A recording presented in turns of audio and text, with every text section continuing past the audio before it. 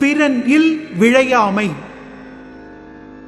பிறன் பொருளால் பெட்டு ஒழுகும் பேதைமை ஞாலத்து அறம்பொருள் கண்டார்கண். பிறனுடைய உரிமையாகிய மனைவியை விரும்பி நடக்கும் அறியாமை உலகத்தில் அறமும் பொருளும் ஆராய்ந்து கண்டவரிடம் இல்லை.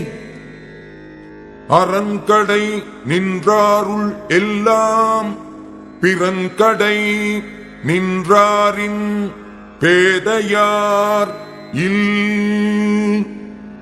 அறத்தை விட்டு தீநெறியில் நின்றவர் எல்லாரிலும் பிறன் மனைவியை விரும்பி அவனுடைய வாயிலில் சென்று நின்றவரைப் போல் அறிவிலிகள் இல்லை. விழிந்தாரின் வேறு அல்லர் மன்ற தெளிந்தாரில் தீமை புரிந்து ஒழுகுவார்.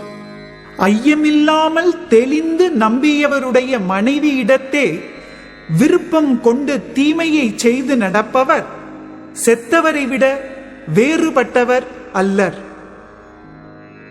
எனை துணையர் ஆயினும் என்னாம் தினை துணையும் தேரான் பிறன் இல் புகழ். தினையளவும் ஆராய்ந்து பார்க்காமல் பிறனுடைய மனைவியிடம் செல்லுதல் எவ்வளவு பெருமையை உடையவராயினும் என்னவாக முடியும்?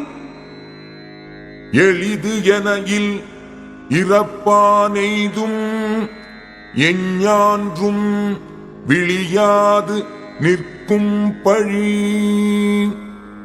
இச்செயல் எளியது என எண்ணி பிறனுடைய மனைவியிடம் நெறி தவறிச் செல்கின்றவன் எப்போதும் அழியாமல் நிலை நிற்கும் பழியை அடைவான்.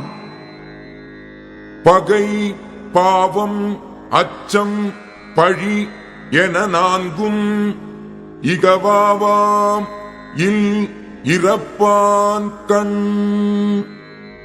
பகை பாவம் அச்சம் பழி என்னும் இந்நான்கு குற்றங்களும் பிறன் மனைவி இடத்து நெறி தவறி நடப்பவனிடத்திலிருந்து நீங்காவாம். அரண் இயலான் இல்வாழ்வான் என்பான் பிறன் இயலாள் பெண்மை நயவாதவன். அறத்தின் இயல்போடு பொருந்தி இல்வாழ்க்கை வாழ்பவன் பிறனுக்கு உரிமையானவளின் பெண் தன்மையை விரும்பாதவனே.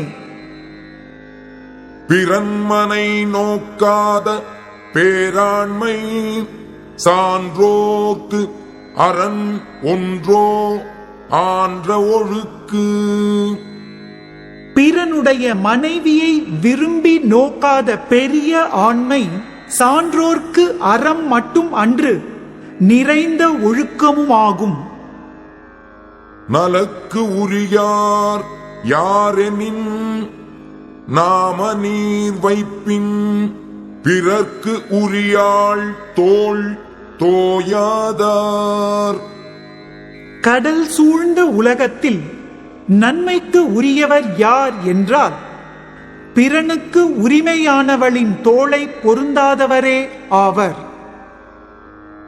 அரண்வரையான் அல்ல செய்னும் பிறன்வரையாள் பெண்மை நயவாமை நன்று.